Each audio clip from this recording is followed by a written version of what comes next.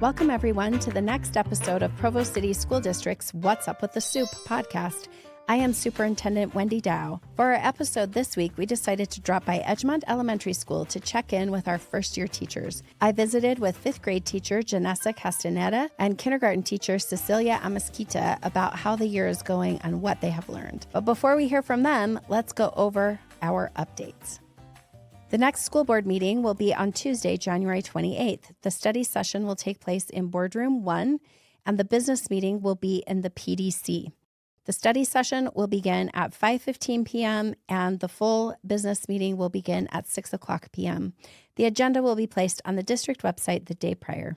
The 2025 Utah Legislative Session has begun. In each week's video cast, I will update you about the most recent legislation that's being proposed by our state legislators. We know that our legislature cares deeply about education and wants to ensure that we have the best system possible. We also want to make sure that our voices are heard and that we try to maintain local control of our schools so that we can have the best situations possible for our students in Provo. So continue watching for my weekly video casts in your email every Monday. These video casts provide one place for you to learn about important things happening across the district. Welcome, everybody. We're back here at Edgemont Elementary with Janessa, who is a fifth grade teacher here at Edgemont. She's still in her first year. How are things going? Things have been going pretty good, kind of getting back in the routine of everything and figuring it out. But it's been fun going into new content and getting ready for testing coming up. Testing, here we go. Tell us a little bit about what it's like to come back from winter break when kids have been gone for so long. So it's time. It's like we started again. I'm like, okay, we're back to square one in August. And so just refreshing things with them and going over expectations. But it's been pretty good. They're getting back into the groove of things, which has been very nice for me and them. That's good. Kids actually do love boundaries, even though sometimes they would think that they don't, but they actually do. What are you most looking forward to as you move into this next part of the school year? Oh, that's a good question. Most looking forward to, I think, seeing them grow as people and just like finding their special interests. Like we're doing things with science right now, and some kid told me I'm gonna be a scientist and study this one day. And so that was totally unexpected. I was like, yeah, you totally can study this. And so seeing their passions grow with what we're learning and just like seeing how they mature and like figuring out like, oh, I can do this on my own, like I'm capable. And so seeing them grow that way has been something I'm really looking forward to continuing seeing. What have been some of the challenges that you've had, and who have been key people that have helped you through those challenges? Some challenges I've had were some behaviors that I never saw coming in college. They tell you about the key ones, but the ones that sneak in, you're like, oh, I've never even considered that this could be an issue. And so just like navigating that and saying, okay, this is happening. What am I going to do? But talking to my teammates has been phenomenal. I'm like, guys, this is happening. I need help. And they're always happy to sit down and help me, or other issues have arisen. My admin has been very helpful. I stop by and I'm like, do you have a second to talk? And so just them having that availability to talk and be like, okay, here's our game plan. This is what we're going to do has been so phenomenally helpful. And like figuring out how to like answer parent emails has been fabulous with them. They've been a great support that way. Yes, parent emails, those are sometimes tricky, right? And how to make sure that we're communicating. We want to communicate and connect with our parents, but sometimes when we're doing it quickly, it doesn't always come across the right way. So it takes that skill set to develop that. Tell us a little bit about maybe a fun thing that's happened with your students that you're surprised about. Like you kind of thought that that was going to happen, but now as you're actually experiencing it, you're like, oh my gosh, this is why I decided to do this job. The first thing that came to mind is we just did a unit on poetry, and personally, not the biggest fan. Still love it, but it's okay.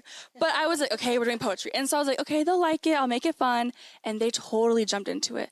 They like embodied the roles while acting, and they made props for it. And just seeing how they have jumped in with it and use their creativity to build upon what they're learning and helping their peers like, oh, look, if you use prop this way, you can leave stage that way. And so them working together and just seeing how they build upon what I give them and just using their creativity to soar has been phenomenal. Isn't it funny how sometimes the things that we don't necessarily like to teach the most, and they're like, no, this is the best ever. And you're like, okay, I guess I got to get excited about that because they are excited about it. Tell us a little bit about how it's been to be at Edgemont Elementary in particular, the supports that are here. You've talked about your grade level team. Who are those people that you go to? Is there a coach? Do you have people outside too that are great supports for you in your first year of teaching? Yeah, so here at Edgemont, I know the community is very involved. So I have parents always saying, I can help you out if you need this, or just let me know. I'll come by anytime. So the parents are very involved, which is phenomenal to see that. I do have a learning coach here. She's been great. She answers my questions, again, helping me word emails to make sure I want to say my point in a way that everybody understands well. And so she's been great. And other teachers have been great outside of this. So in my cohort, because I went to BYU, a lot of them are still around here. So like, guys, like, you teach fifth grade. How are you teaching this? Or how are you making it exciting? Or have you ever encountered this before? And it's been great just to connect to my old classmates and get insights from people from other schools saying, oh, our school's doing this. Why don't you try this out too? And so figuring out within Provo, like how to keep the kids happy and learning. You need this community, right, to make this work for you.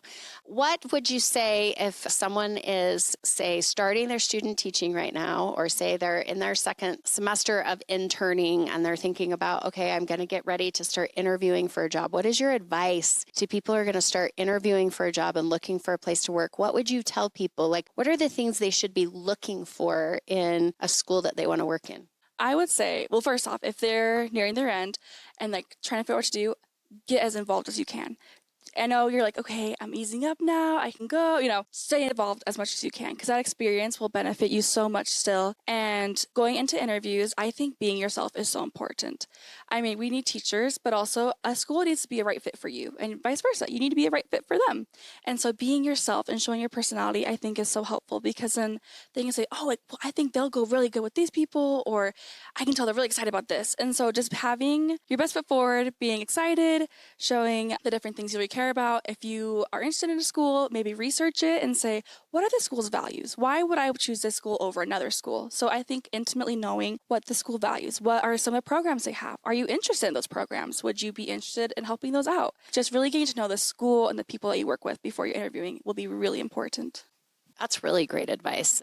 Think about a teacher that you really admire right now and tell us a little bit about what qualities that teacher has that maybe has been teaching for a while and how you hope to develop some of those qualities as you continue. Someone that I thought of is Gina Driggs here. She's been here for quite a while, but she is so good. I think she's fabulous at setting boundaries and having high expectations, but also high love. The kids adore her and they know, like, oh, we have to do this. We have to do it right. It's for Mrs. Driggs. But then also, like, she gives them such great support. And she's always so happy to help also her peers, her other teachers. She goes, oh, you guys got this. Like, we can do this. We all got this together. And so I think just having high expectations and high love is something that I learned from people around me. And I love that. And I want to continue to embody that. I love that. High expectations and high love. We sometimes hear the high expectations, high support, but I love the high expectations, high love. That's awesome. Well, we have an awesome teacher survival kit since you've already survived your half year here, and we want to keep wishing you well as you keep going through your school year. I mean, it's pretty freaking amazing. So I wish I could take credit for it, but we had our administrative assistant do it. She's amazing. So there's some really great goodies, some gift cards and things in there. So we're so grateful to have you here in Provo. Any last things you want to share? Provo's the best. Come work in Provo. That's it. That's awesome. So we're here back at Edgemont Elementary in kindergarten. So tell me how your year is going so far. It's going great. I feel like I'm learning so much about being a good teacher, and my students are just learning more and more every day. I'm seeing their progress and it just feels really good. Tell us about something that where maybe it's a single student or maybe a group of students where you've really been able to see that progress. What has it been in? What were they able to do at the beginning of the year? And what are they able to do now that you're just like, oh my gosh, this is so amazing? Yes, so I can remember that was having difficulties with math lessons, and because it seemed hard to her, she would just give up and not try to do her work sometimes. And so I remember just talking to her about the importance of just trying her best, even if she was a little confused or if she didn't get the right answer. We talked about the importance of just trying her best, and we worked with her mom for her to get some more practice at home. And during lessons, I would pull her and a couple other students to have smaller groups so we can give them more attention. And she just took a math quiz today and she got all of them right. And yes, I'm just really proud of her and her progress. And she is doing so much better in math. And she told me she really enjoys addition and subtraction. So it's great to hear. That's awesome. This is why we do what we do, right? It's those stories like that. And I love how you're also working with the parent, and the parent is so willing to be like, what can I do to help my child? That's awesome. What was it like coming back from winter break? When kids have a few weeks off, do they need to reset? Did they come back and get back into their routines? What's that like? Yeah, so it was interesting. I thought that they were really going to miss home because they were at home for a couple of weeks. I thought that they were going to come and not be in a great mood, but it was the opposite. They came back really happy to see each other and to see me and to get back into learning. When we started our writing lessons and our math lessons again, I just saw that like everything was connecting more for them in their minds. Like everything made more sense now as far as writing and math. Like it was just easier for them. And so that was a great surprise to see them learning so quickly, and for the things that we learned before the break to have made even more sense to them now after having a little break. What has been maybe something that's been a really pleasant surprise that has taken place that you didn't expect to happen as the year has progressed? Just seeing some of my students that were really shy or maybe not very comfortable in school. Now they really enjoy school. They enjoy being in the classroom and they speak their minds. And sometimes they can get a little loud, but I don't mind too much because it's just great seeing them come out of their shell. And I thought it might take longer. I thought maybe most of the year was going to be like that, but I was pleasantly surprised to see them come out of their shell like quicker, and just to see their personalities, because I didn't really know their personalities when they're a little bit more shy, but now I get to see what their personalities are really like. That's always so fun when you get to see that. Who are your go-to people in the school that help you when you're like, I don't know what to do with this. I don't know what to do with that behavior. I don't know. Who are the individuals that have really helped you out? Who are your shout outs to? My shout outs would be to my kindergarten team, Mrs. Kane and Mrs. Bolaños. We really do help each other a lot during our PLC meetings every Friday. We talk about students' behaviors, and I remember bringing up a couple students to the meeting, like their names, and just asking them, like, do you have any suggestions on how I can help these students to be more focused, or, to do their work or help with their behavior? And they just gave me so many ideas. And I started implementing those, seeing the benefits and the changes after implementing those. Admin checks up on me and our instructional coach checks up on me, and they give me ideas too if I ever bring up any concerns. So everyone's been really great. That's so good. That makes me so happy. What are some other things that you would want to share with, say, a teacher that's doing their student teaching right now, or someone that's getting ready to interview for a job for next year? What advice would you give those individuals as they're starting to think about where they want to work next year? Or if they're thinking about where they want to work, I would say really focus on where they're doing their practice and their student teaching and figure out if that would be a good spot for them. Or maybe they can look into what kind of school they want to work in, whether it's a Title I school or not. Like Edgemont is a really academically successful school. And I didn't really know that before applying here, but then I quickly found out and just thought that that was a really great choice at the end of the day, because I do like challenging my students even more and just having them work on STEM projects, which Edgemont is a STEM school. And so maybe they can just do some more research and just see how they feel in the school that they are in already.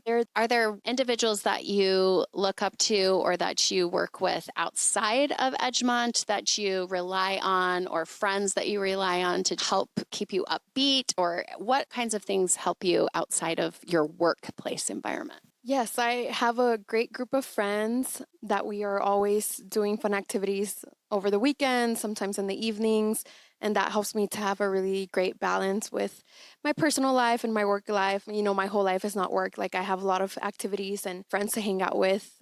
And then my family, my sister is just really proud of me for being a teacher, and she loves to hear how my students are doing and how I'm feeling. And she's a great support, and she's just really happy to see me doing something that I really love and something that I can wake up and be excited to do every day. Well, that's the best. That just makes me so happy. What else would you like us to know as district leaders or even as principals? What things can we do to better support our first year teachers? So now you've been doing this for a few months. As we start planning to to start hiring and some of these teachers are going to be brand new, what things do we need to be really mindful of to make sure we're providing an awesome environment for all of you? That's a great question. I can think of one thing, like I have noticed that we do have curriculum books that we get lessons out of or workbooks that students can work on, but I still notice myself like having to reach out to internet sources or, teachers pay teachers to just get more good worksheets and more activities. And so maybe if somehow like our schools can find ways to like provide things that they know that go with our curriculum or things that they know that our students will be learning, that way teachers don't have to spend as much time or like resources having to find additional resources online. Luckily, my team gives me a lot of worksheets that they know are really beneficial for the concepts that we're learning. What do you hope to see between now and the end of the school year? Yeah, I'm really glad that I landed here and I would do it again, even though it was a lot more stressful, like at the beginning of the school year, just trying to figure out everything for my classroom and for routines and lessons. And it was just a lot to figure out, but I would do it again because like this is what I love. And now I'm in a place in the school year and where I'm a lot more comfortable and I don't stay as late after school. So everything is kind of falling into place. I feel like I would have told myself to just be more patient with myself and not feel like I had to have everything figured out so quickly because I was staying pretty late at school trying to figure out everything so quickly and just giving myself the grace to break up that big thing into smaller steps over more time. You don't have to be as awesome as you are right out of the gate, but I can tell you're already awesome. So it's so great to see your progress and to hear you talk about your students, just your eyes light up. It's pretty exciting. So thank you. Thank you for joining me for this week's episode of What's Up with the Soup. As always, all episodes will be posted on the district website, YouTube, and anywhere you get your podcasts. If you have any topics or questions you would like us to discuss on the podcast, please email us at podcast@provo.edu. Don't forget to join us again next week for another new episode of What's Up with the Soup. Thanks, everybody.